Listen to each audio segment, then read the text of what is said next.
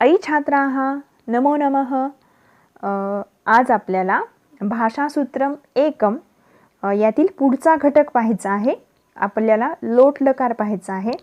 आपण 8वीच्या वर्षामध्ये लट लकार म्हणजे वर्तमान काळ आणि लंग लकार म्हणजे प्रथम भूतकाळ यांचा अभ्यास केलेला आहे।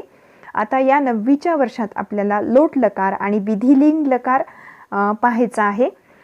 लोट लकार पाहण्या अगोदर आपल्याला रम्य संस्कृतम पाहायचं आहे। पहा पृष्ठ क्रमांक 17 या पानावर किम करवाणी इति रम्य संस्कृतम अस्ति।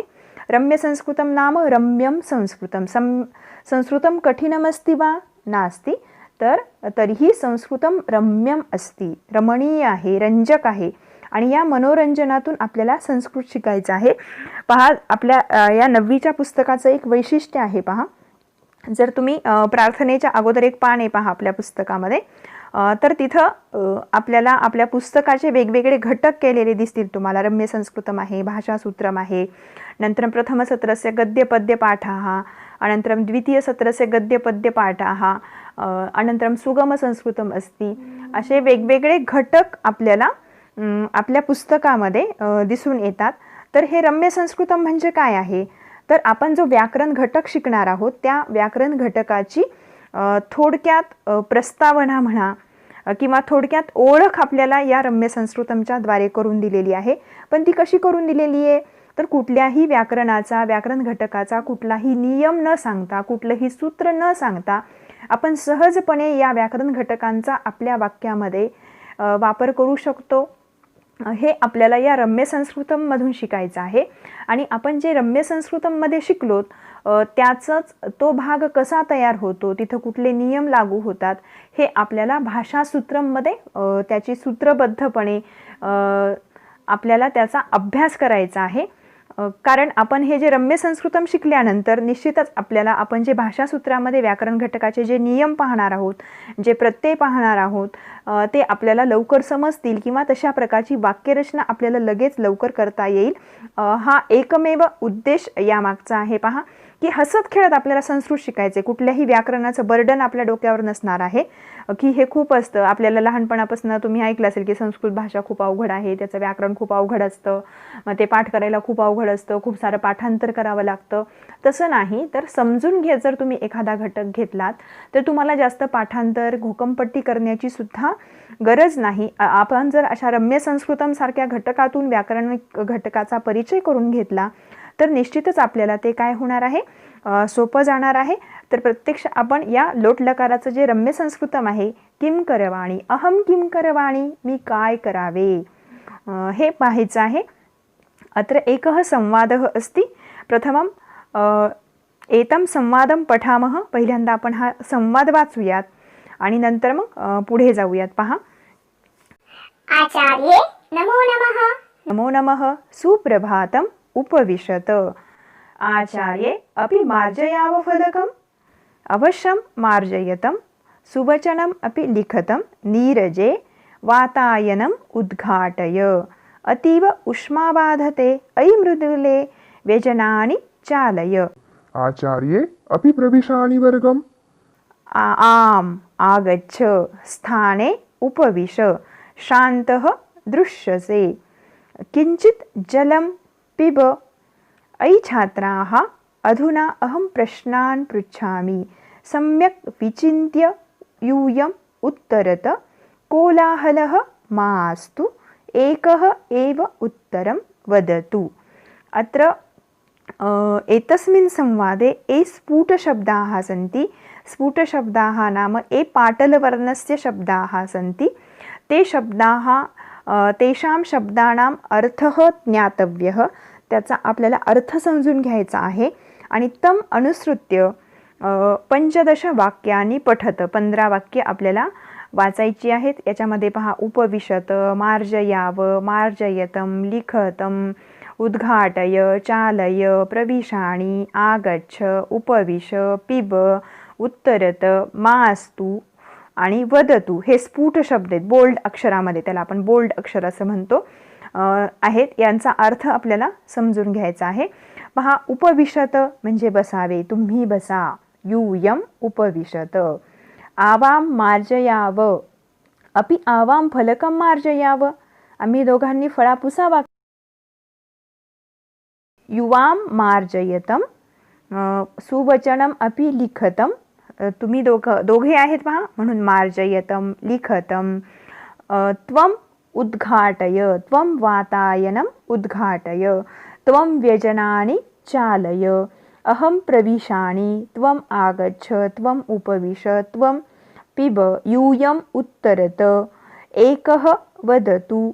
यांचा अर्थ तुमच्या निश्चितच लक्षात आलेला असेल. पहा, अधः 15 वाक्यानि परस्मैपदम तथा आत्मनेपदंच.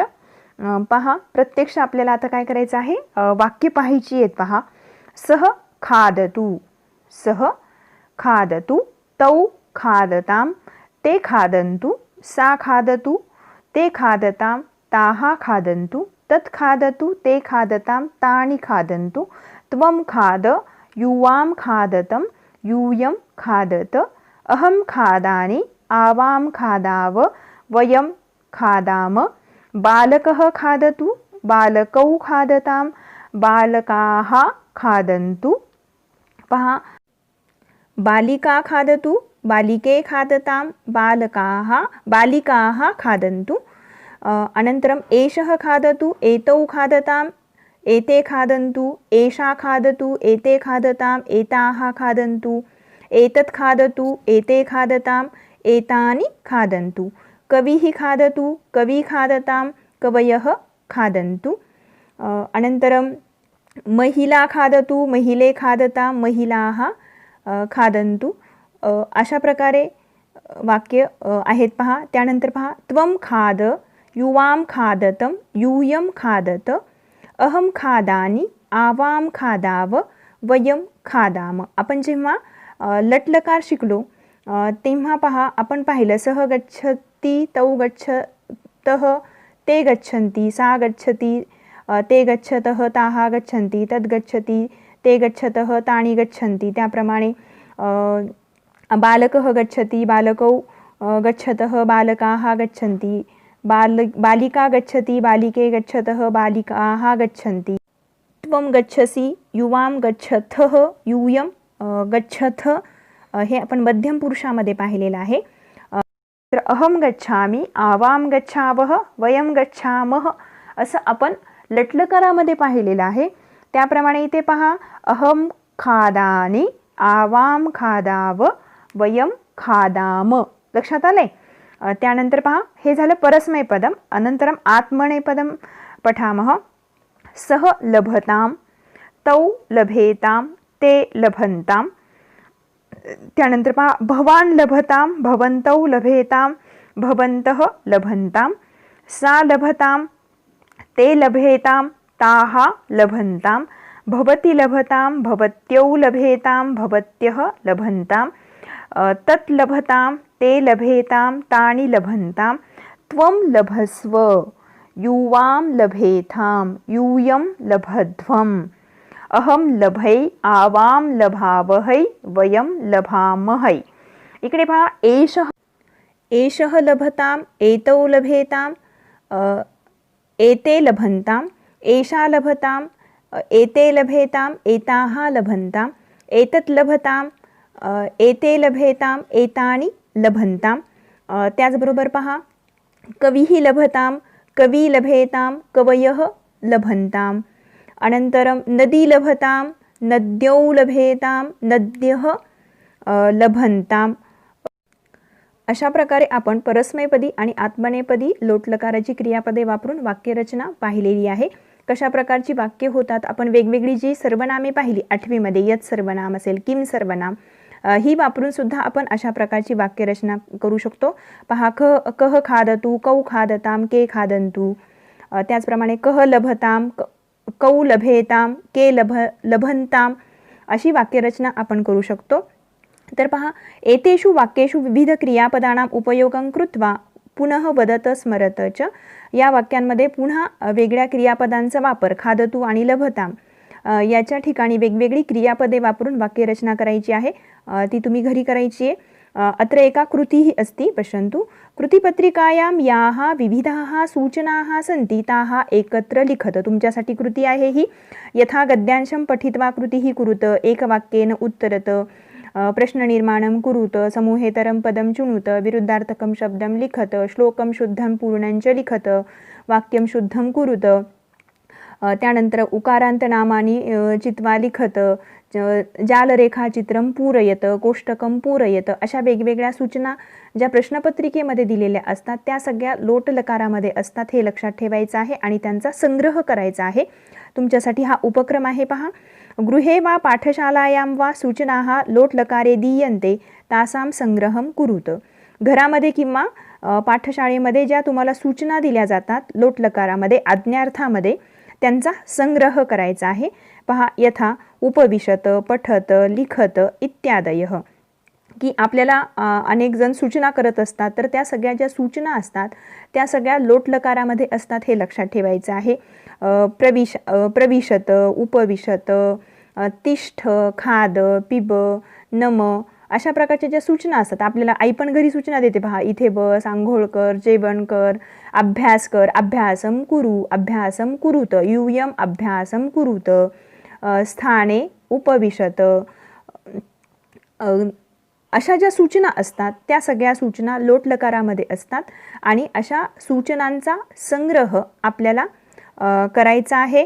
त्याचबरोबर पहा, वर जी आपण पंचदश वाक्यांनी पाहिली परस्मैपदामध्ये आणि आत्मनेपदामध्ये, तर इथं फक्त खाद आणि लभ या धातूंची क्रियापदे आणि त्यांच्यासोबत कर्ता जोडून आपल्याला वाक्य तयार करून दाखवलेली आहेत। तर अशी वेगवेगळी क्रियापदे, गच्छतु असेल, वदतु असेल, नयतु असेल, किंवा आत्मनेपदामध्ये भाषताम, वृतवर्त धातू असेल, अशा वेगवेगळ्या क्रियापदांचा वापर करून आपल्याला काय करायचे आहे, वाक्यरचना करायची आहे आणि ते तुम्हाला वहीत लिहायचं आहे। तुमच्यासाठी म्हणून ती कृती आहे पहा। त्यानंतर पहा, संभाषापत्रम अस्ति, तत्र प्रथमा कृती अस्ति वाक्यानि पूरयत, वाक्य पूर्ण करायची आहेत आपल्याला या ठिकाणी पहा। अत्र एका शब्दमंजुषा दत्ता अस्ति, शब्दमंजुषा दिलेली आहे पहा। त्या शब्दमंजुषेमध्ये क्रियापदा, तत्र क्रियापदानि सन्ति, तिथे क्रियापदे आहेत। तर योग्यम क्रियापदम योग्य स्थाने लेखनीयम अस्ति, योग्य क्रियापद योग्य ठिकाणी लिहायचे आपल्याला पहा। अंब भोजनम यच्छ, आई मला जेवायला दे। त्वम यच्छ, पहा त्वम आहे म्हणून यच्छ आलेला आहे। यूयम जले तरत, तुम्ही पाण्यात पोहा, लक्षात आले। युष्माकम हां ठीक आहे, युष्माकम सुखम वर्धताम, तुमचे सुख वाढावे। सहपाठम पठतु, त्याने पाठ वाचावा, सह पठतु। आवाम वृक्षम आरोहाव, आवाम आहे म्हणून आरोहाव। छात्रौ यशः लभेताम, मुलांना दोघांना आहेत पहा, छात्रौ एतौ लभेताम, एतौ छात्रौ यशः लभेताम। वयम गीतं गायाम, युवां भूमिं खनतम। त्वं स्वाध्याये रमस्व, त्वं रमस्व। पहा अनन्तरं द्वितीया कृती अस्ति, भवान् भवति स्थाने त्वं योजयित्वा वाक्यानि लिखत। अत्र पश्यन्तु, भवान् अत्र उपविशतु, भवान् इथे काय येईल पहा, त्वं अत्र उपविश। भवती बन्धनं मुञ्चतां, त्वं बन्धनं मुञ्चस्व। भवती प्रार्थयतां, त्वं प्रार्थयस्व। भवान् शीघ्रं पृच्छतु, त्वं शीघ्रं पृच्छ। भवन्तः भद्राणि पश्यन्तु, यूयं भद्राणि पश्यत। भवत्यः पाकं पचन्तु, यूयं पाकं पचत। अशा प्रकारे या वाक्यांची रचना होते। इथे पहा, भवान भवतीच्या ठिकाणी आपण त्वम वापरले। भवान भवती आपण जे भवत सर्वनाम पाहिलं ते आदरार्थक सर्वनाम होतं हे पाहिलं आणि ते प्रथम पुरुषी सर्वनाम आहे। तर त्याच्या ठिकाणी आपल्याला काय लिहायचे, आपण जे 8वी मध्ये मध्यम पुरुषाचं युष्मत सर्वनाम पाहिलं, त्या युष्मत सर्वनामाचं योग्य रूप आपल्याला या ठिकाणी लिहायचे. इथे पहा भवान प्रथमपुरुषस्य एकवचनम् अस्ति, अतः मध्यमपुरुषस्य एकवचनं त्वम् इति लेखनीयम्. अनन्तरम् उपविशतु, भवान् अस्ति अतः उपविशतु, यदा त्वम् आगच्छति चेत् त्वम् उपविश. अनन्तरं भवती प्रथमपुरुषस्य एकवचनम् अस्ति, अतः मुञ्चताम् आलेलं आहे पहा. म्हणून इथं त्वं बंधनं मुञ्चस्व, इथं आत्मनेपदम् अस्ति, मुञ्चताम् आत्मनेपदम् अस्ति. अनन्तरं भवती प्रार्थयतां, त्याचप्रमाणे त्वं प्रार्थयस्व, अशा प्रकारे ही वाक्य होतात. नंतर आपल्याला विस्ताराने हे जाणून घ्यायचं आहे की भवांच्या ठिकाणी त्वं कशा प्रकारे वापरायचं असते, त्याच्यासाठी काय करावे लागते हे आपल्याला नंतर पाहायचं आहे. यानंतर पहा खाली पठत बोधत आहे. इथे एक परिच्छेद आहे, तत्त्वम असि, ते तूच आहेस. हा जो परिच्छेद आहे, हा परिच्छेद पहा श्वेताश्वतर उपनिषदः अयम संवादः, त्या श्वेताश्वतर नावाच्या उपनिषदातून घेतलेला हा संवाद आहे. एक वडील आणि त्यांचा मुलगा यांच्यातील हा संवाद आहे पहा. आपण तो फक्त वाचायचा आहे आणि त्यातील लोटलकाराची क्रियापदे कोणती आहेत हे फक्त ओळखायचं आहे. पहा संवाद वाचूयात आपण. पहा, उद्दालकः श्वेतकेतोः पिता, श्वेतकेतुः उद्दालकस्य पुत्रः. एकदा पिता उद्दालकः पुत्रं श्वेतकेतुम् अपृच्छत्, सौम्य, अपि तत् जानासि यस्य ज्ञानेन सर्वं ज्ञातं भवति? पुत्रः वदति, न जानामि पितः, कृपया कथयतु. जलपूर्णं पात्रं मुष्टिमितं लवणञ्च आनय. पुत्रः तथा करोति. जलं लवणञ्च मिश्रय. मिश्रितं पितः, अधुना जलात् लवणं पृथक् कुरु. तत् कर्तुं न शक्नोमि पितः. अस्तु. उपरि भागस्थं जलं नलिकया आस्वादय. तत् कथमस्ति? लवणमयमस्ति तात. मध्यभागस्थं जलं नलिकया आस्वादय. तत् कथमस्ति? तदपि लवणमस्ति. जलं बहिः क्षिप्त्वा आगच्छ. क्षिपामि तात. जलं क्षिप्त्वा आगच्छति. जले लवणं सर्वत्र व्याप्तं खलु? आम् तात. तथैव ब्रह्म जगतः कारणम्, अतः सर्वत्र व्याप्तं. यथा त्वं जले व्याप्तं लवणं द्रष्टुं न शक्नोषि, तथैव त्वं सर्वत्र व्याप्तं ब्रह्म द्रष्टुं न पारयसि. किन्तु तत् सर्वत्र अस्ति, तद् एव ज्ञातव्यम्. पहा हा संवाद आहे. या संवादातून पहा खाली कृती दिली आहे तुमच्यासाठी. गद्यांशतः लोट रूपानी चुणूत. गद्यातून हा जो गद्य उतारा आहे त्यातून आपल्याला लोट लकाराची क्रियापदे शोधायची आहेत. तर कोणती कोणती असतील क्रियापदे मग यात?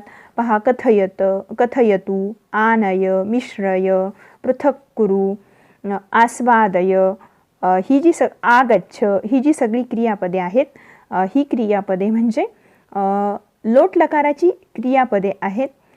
हे आपल्याला फक्त यातनं एवढंच जाणून घ्यायचं आहे की लोट लकाराची कुठली क्रियापदे या परिच्छेदामध्ये आलेली आहेत. की उद्दालक आणि श्वेतकेतू यांच्यातला हा संवाद आहे की ब्रह्म हे जगाचं कारण आहे आणि त्यामुळे ते सर्व व्यापी आहे. हे उद्दालकाने श्वेतकेतूला एका छान उदाहरणातून पटवून दिलेलं आहे. पहा की त्याला ते काय करतात, जलपूर्ण एक पाण्याने भरलेलं भांड आणि मीठ आणायला सांगतात आणि त्या पाण्यामध्ये ते मीठ मिसळायला सांगतात. तेव्हा जेव्हा हा श्वेतकेतू ते मीठ मिसळतो पाण्यामध्ये तेव्हा ते एकत्र होतं, एकजीव होतं. आणि नंतर मग त्याला सांगतात की वरच्या भागातलं पाणी पी तू, ते कसं आहे पाणी? तर तो म्हणतो खारट आहे. पुन्हा मधल्या भागातलं पाणी पी असं सांगतात. ते कसं आहे, त्याची चव कशी आहे विचारतात, तेव्हा तो म्हणतो की ते सुद्धा खारट आहे. आता नंतर ते काय म्हणतात की पाण्यातून मीठ ज्याप्रमाणे वेगळं करू शकत नाहीत किंवा पाण्याच्या सर्वच बाजूला सर्व भागाला मिठा व्याप्त, त्याप्रमाणे जे पाण्यामध्ये मिसळलेलं जे मीठ आहे ते सगळीकडे व्यापलेलं आहे, ते आपल्याला दिसू शकत नाही. त्याप्रमाणेच ब्रह्म हे जगाचे कारण आहे आणि त्यामुळे ते आपल्याला दिसत नाही, परंतु ते सर्वव्यापी आहे. सगळ्या चराचरामध्ये ब्रह्माचं अस्तित्व आहे, परंतु ते अस्तित्व आपल्याला दिसत नाही आणि तेच आपल्याला जाणून घ्यायचं आहे. तुम्हाला उपनिषदांचा विषय माहीत असेल की तत्त्वज्ञानाचा विषय उपनिषदामध्ये आहे की ब्रह्म, सत्या, जगन, मिथ्या, तत्वमसी, ही जी सगळी वाक्ये आहेत किंवा हे जे सगळं तत्वज्ञान आहे ते उपनिषदातून सांगितलेलं आहे आणि ते जाणायचं असेल आपल्याला तर अशा वेगवेगळ्या उपनिषदांचा सुद्धा आपल्याला अभ्यास करावा लागतो. तर अशी एकूण 10 उपनिषदं आपल्या संस्कृत साहित्यामध्ये आहेत. जर तुम्हाला पुढं कधी वाचावी वाटली तर ती तुम्ही वाचू शकता. अत्र एकं गीतम् अस्ति गायत नन्दत. गीतस्य नाम अस्ति विमानयानं रचयाम. राघव माधव सीते ललिते विमानयानं रचयाम. राघव माधव सीते ललिते विमानयानं रचयाम.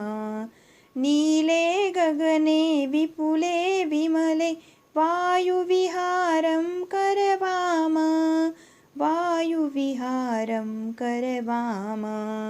राघव माधव राघव माधव सीते ललिते विमानयानं रचयाम. उन्नतवृक्षं तुङ्गं भवनं क्रान्त्वाकाशं खलु याम. कृत्वा हिमवन्तं सोपानं चन्दिरलोकं प्रविशाम. चन्दिरलोकं प्रविशाम. राघव माधव राघव माधव सीते ललिते विमानयानं रचयाम. शुक्रश्चन्द्रः सूर्यो गुरुरिति ग्रहान् हि सर्वान् गणयाम. विविधा सुन्दरताराश्चित्वा मौक्तिकहारं रचयाम. मौक्तिकहारं रचयाम. राघव माधव राघव माधव सीते ललिते विमानयानं रचयाम. अम्बुदमालाम् अम्बरभूषाम् आदायैव हि प्रतियाम. दुःखितपीडितकृषिकजनानां गणेषु हर्षं जनयाम. गणेषु हर्षं जनयाम. राघव माधव राघव माधव सीते ललिते विमानयानं रचयाम. नीले गगने विपुले विमले वायुविहारं करवाम. वायुविहारं करवाम. विमानयानं रचयाम. विमानयानं रचयाम. अत्र पश्यन्तु, रचयाम, करवाम, याम, प्रविशाम, गणयाम, प्रतियाम, जनयाम एतानि सर्वाणि रूपाणि नाम लोट्लकारस्य क्रियापदानि सन्ति. अनन्तरम् अग्रिमे भागे वयं लोट्लकारस्य रूपाणि कथं भवन्ति, तस्य प्रत्ययाः के सन्ति इति पश्यामः.